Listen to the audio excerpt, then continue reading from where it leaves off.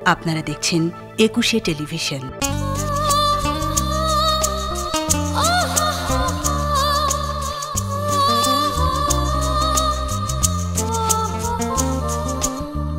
সংসার সে তো এক মিথ্যে তাসের ঘর, সাজাতে সাজাতে নেমে আসে ঝড়। সংসার সে তো এক মিথ্যে তাসের ঘর, সাজাতে সাজাতে নেমে আসে ঝড়। সেই ঝড়ে এই ঘরে সব কিছু ভেঙে করে চুরমার। কারো অহংকার, কারো অহংকার, কারো অহংকার, কারো অহংকার। সংসার সে তো এক মিথ্যে তাসের ঘর, সাজাতে সাজাতে নেমে আসে ঝড়।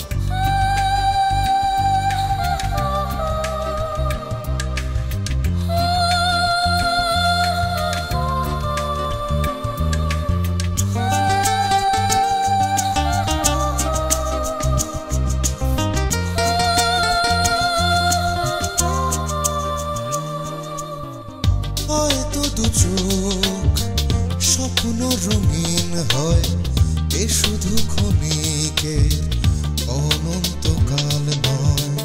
হয়তো দু চোখ স্বপ্ন রঙিন হয়, এ শুধু ক্ষণিকের অনন্তকাল নয়। কেউ হাসে কেউ ভাসে,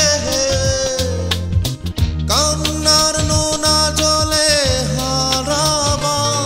কারো অহংকার, কারো অহংকার, কারো অহংকার, কারো অহংকার।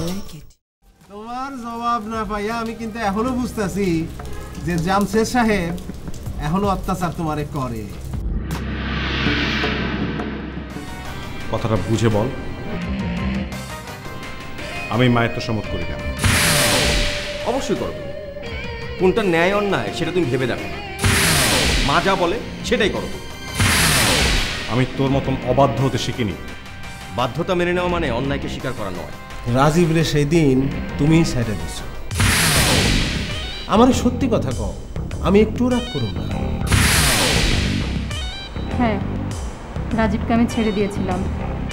ও আমার অনেক উপকার করেছে। আমি চাইনি ওর কোনো ক্ষতি হোক। না বলতে বলতে তোমার চেহারার রং চেঞ্জ হয়ে গেল। কই না তো।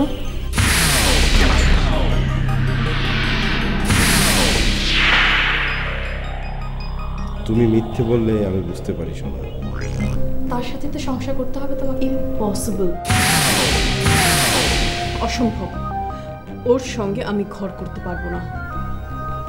কি করবে তাহলে? আমি ওকে ডিভোর্স করব।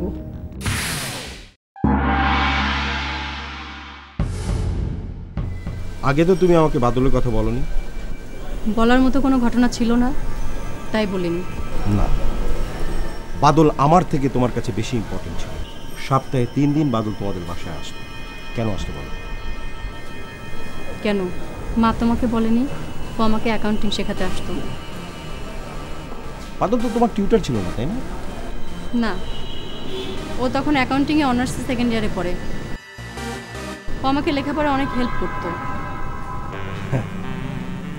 তার মানে তুমি টিউটর না রেখে বাদলের কাছে পড়তে।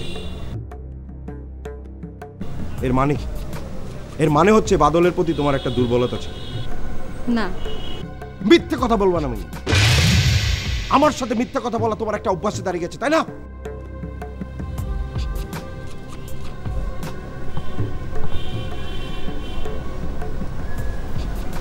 তুমি তো আমার কোনো কথাই বিশ্বাস করো না। তার জন্য তুমিই দায়ী। মিলি, বাদলের সাথে কি তোমার এখনো যোগাযোগ আছে? না। কত বছর যোগাযোগ ছিল? 1 বছরের মতো। বাদল এখন কোথায়? জানি না।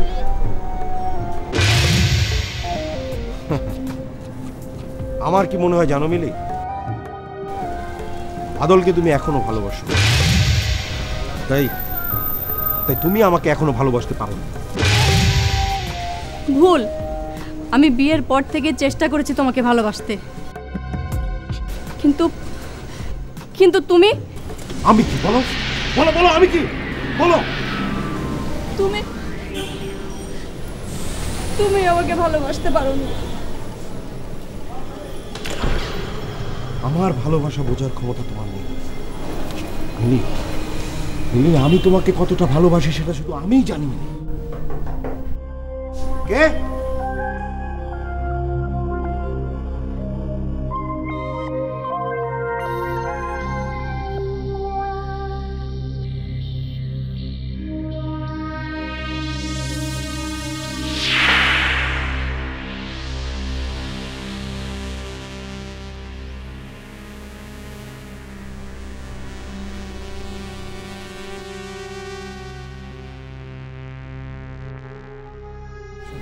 আমি যদি বাসায় ঢুকতে পারি। রিয়া রে,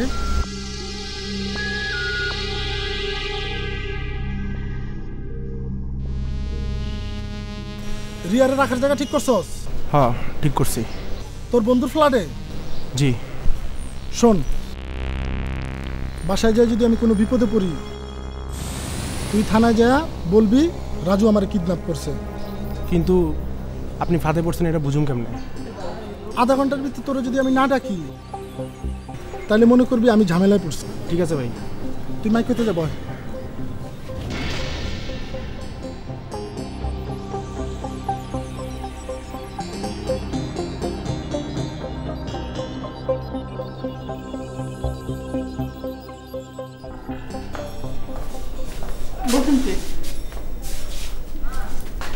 ম্যাডাম একটু পানি হবে? হ্যাঁ হ্যাঁ শিওর, আপনি বসুন, আমি পাই না।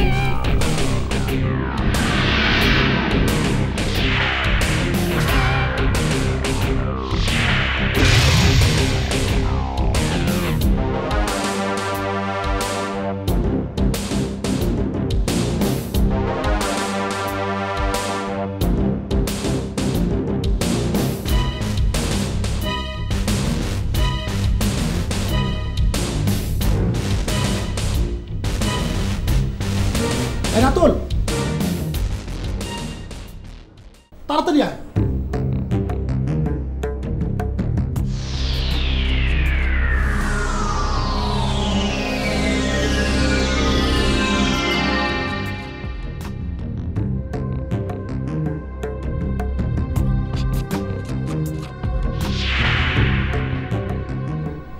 এটা কি হলো ভাই? পুলিশ পুলিশ, চল ভাই, কি চল ভাই, কি করবো ভাই? পলা।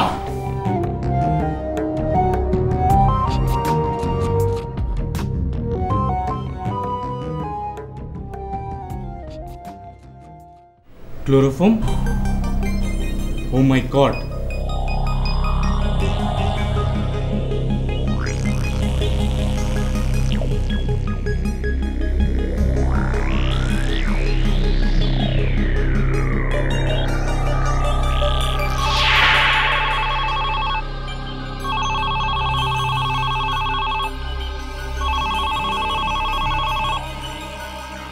হ্যালো, এসআই শাহিন বলছি। রাজুকে অ্যারেস্ট করেছেন? আমি এখন রাজুর বাসায় এসে দেখি ঘটনা খারাপ। কি হয়েছে? এসে দেখি রিয়া অজ্ঞান হয়ে পড়ে আছে। হোয়াট? কোথায়? ড্রয়িং রুমে। মনে হচ্ছে সন্ত্রাসীরা ওর কিডন্যাপ করার জন্য ক্লোরোফর্ম দিয়েছে। আমি আশায় কিডন্যাপাররা পালিয়ে গেছে। ওয়ান সেক, রাজুকে পাননি? জি না। আপনি একটু হোল্ড করুন তো প্লিজ প্লিজ। আচ্ছা ঠিক আছে।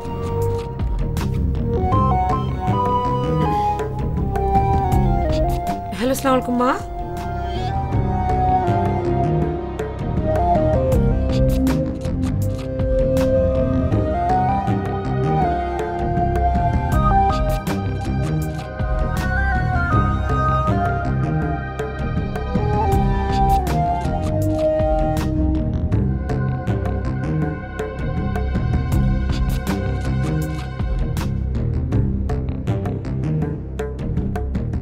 ওকে মা, আপনি টেনশন করবেন না, দেখি কি করা যায়। রাখছি মা। হ্যালো। জি ম্যাডাম। আচ্ছা শুনুন, আপনাদের ওখানে অ্যাম্বুলেন্স আছে, গাড়ি আছে?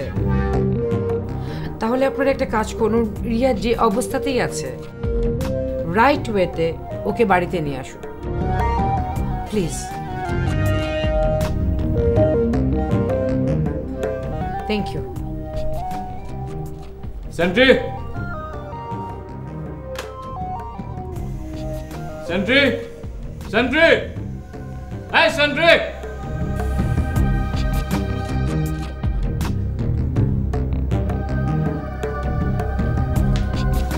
মানিক,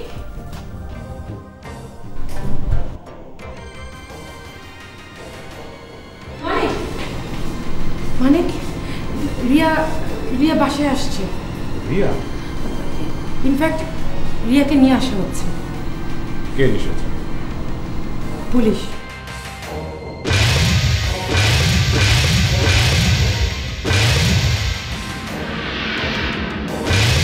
কিন্তু কারা রিয়াকে কিডন্যাপ করতে গিয়েছিল? আই থিঙ্ক রাজুর কোনো শত্রু হবে। আচ্ছা, ক্যান ইউ ইমাজিন রিয়াকে কিভাবে ইনসিকিউরিটির ভিতরে রাখা হয়েছে? বাবা জানেছে? মাথা খারাপ তোমার? আমি মাকে ফোন করেছিলাম, মা বলেছেন রিয়া বাসায় আসছে, আর আদিল আর বাবা যেন কিছুতেই টের না পায়। তা কি করে সম্ভব? মা যখন বলেছেন সম্ভব তো করতেই হবে। আচ্ছা শোনো, আমি নিচে যাচ্ছি, তুমি একটু খেয়াল রেখো আদিল আর বাবা যেন নিচে না যায় প্লিজ। আদিল বাইরে গেছে সেজুতির সাথে। দ্যাটস গুড, আমি তাহলে যাচ্ছি।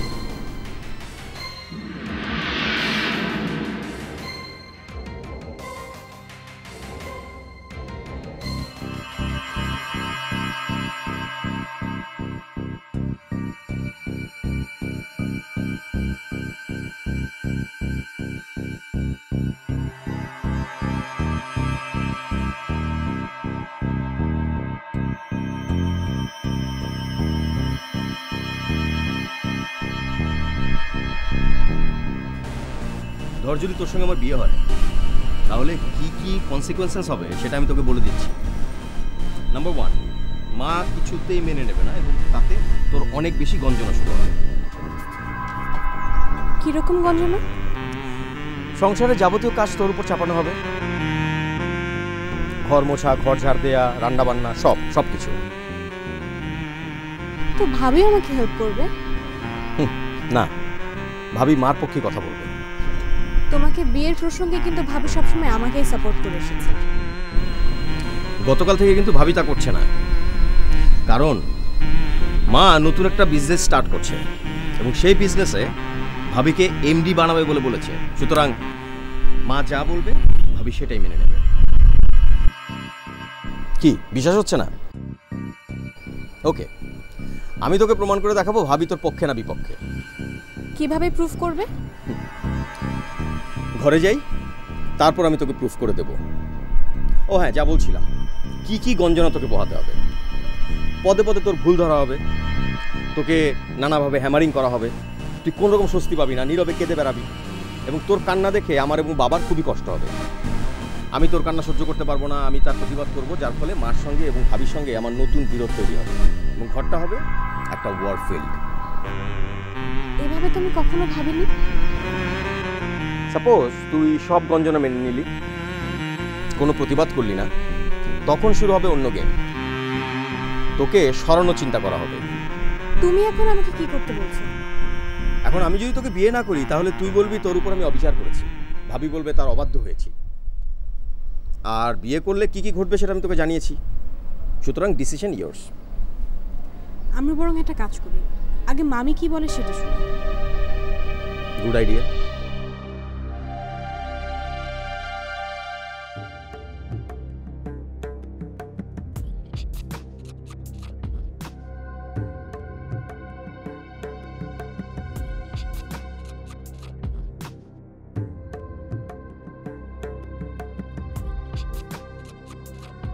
আসসালামু আলাইকুম, কেমন আছেন জাভেদ সাহেব? হ্যাঁ ভালোই। না, আজকে কোর্টে যাইনি, বাসাতেই আছি। আচ্ছা, আমাদের বাড়ি থেকে একবার আসা যায়? আজই আসতে হবে? আপনি যদি কষ্ট করে একটু আসেন তাহলে will be grateful to you, please. কেন, জরুরি কিছু? জি, একটা ইমার্জেন্সি হয়েছে, আপনি আসুন বলছি। ইনফ্যাক্ট মাই আপনাকে আসতে রিকোয়েস্ট করেছে। ওকে, আমি ঘন্টাখানেকের মধ্যে আসছি। Thank you, by.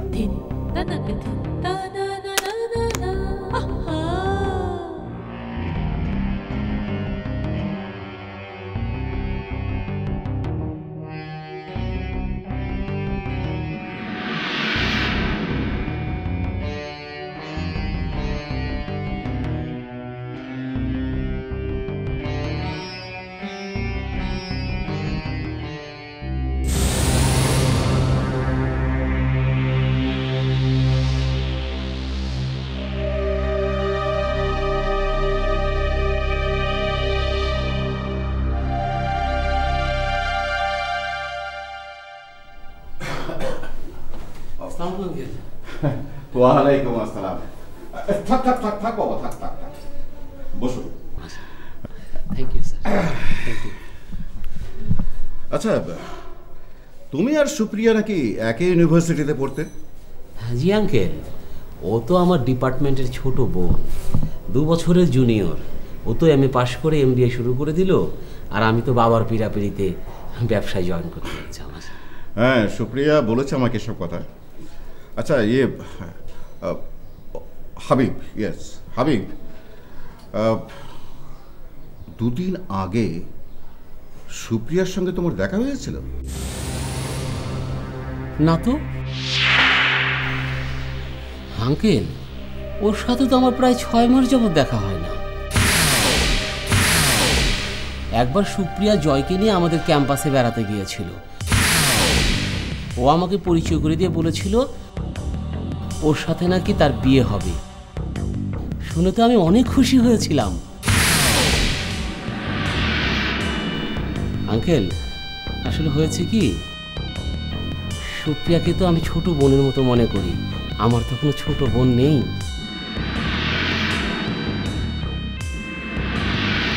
আচ্ছা, সুপ্রিয়ার কি কোনো সমস্যা হয়েছে? না, মানে জয় জোর দিয়েই বলছে যে সুপ্রিয়ার সঙ্গে তোমার দেখা হয়েছে। না মানে দেখো, সুপ্রিয়ার সাথে তোমার যে সম্পর্ক, দেখা তো হতেই পারে, এটা তো কোনো সমস্যা নেই। কিন্তু কিন্তু জয় ভাবছে সুপ্রিয়ার সাথে তোমার, আমার বলতে একটু সংকোচ হচ্ছে বাবা। আঙ্কেল, আমি বুঝতে পেরেছি যে আর বলতে হবে না আঙ্কেল। জয় যে এত নিচু মানের একজন মানুষ আমি একদম ভাবতে পারতেছি না। যে কিনা নিজ স্ত্রীর নামে বদনাম করে, তার মোটিভটা কি আঙ্কেল? আমাকে নিয়ে এরকম আজে বাজে কথা বলার মানেটা কি? আঙ্কেল, আমাকে নিয়ে যদি এরকম অপমানজনক কথা বলে, তার মূল্য কিন্তু তাকে দিতে হবে। আর আর সুপ্রিয়ার যদি কোনো সে ক্ষতি করতে চায়, আমি কিন্তু তাকে ছাড়বো না।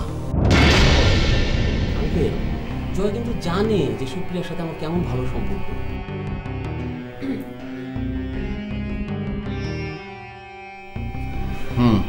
আসসালামু আলাইকুম হাবিব ভাই। ওয়ালাইকুম আসসালাম। কেমন আছিস সুপ্রিয়া? এই তো আছি। তা আপনি কেমন আছেন হাবিব ভাই? হ্যাঁ, আমি তো ভালোই আছি। কিন্তু তুই কিভাবে 6টা মাস আমাকে ভুলে থাকতে পারলি? এই 6 মাসের মধ্যে একবারও কি তুই আমার সাথে দেখা করার সময় বের করতে পারলি না? এর মধ্যে বিয়ে করলি, দাওয়াত দিলি না। আচ্ছা বলতো, আমি তোর কেমন ভাই? I am really sorry Habib ভাই। জয় আসলে কি? জয় আমার সম্পর্কে কি বলেছে বলতো? হাবিব ভাই, আমি আপনাকে কিছু বলতে পারবো না, আপনি অনেক কষ্ট পাবেন। আরে জয় হাবিব সম্পর্কে কি বলেছে বল না। বাপি, জয় হাবিব ভাইকে পছন্দ করেন না। তাই আমি হাবিব ভাইয়ের সঙ্গে কোনো যোগাযোগ আর রাখিনি।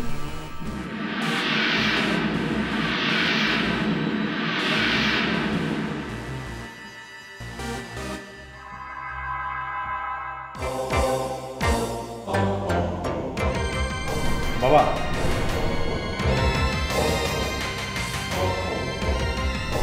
তুমি কোথায় যাচ্ছ? হ্যাঁ, কেন? তোর সাথে কথা ছিল। বল। কথাটা সেজুতির ব্যাপার। তো বল না। বাবা, কথাটা কনফিডেন্সিয়াল, আমি চাই না যে স্বামী শুনুক। একটু ছাদে চল। ঠিক আছে, তোর মা ডক্টর রাব্বির কাছে গেছে, ওখান থেকে ফিরে আসুক, তারপর না হয়। বাবা, আমি চাই না মা কথাটা জানো।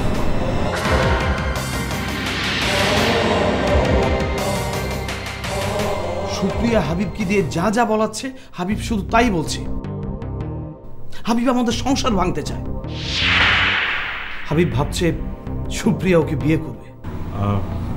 স্বামী, একটা ইমার্জেন্সি হয়ে গেছে। কি?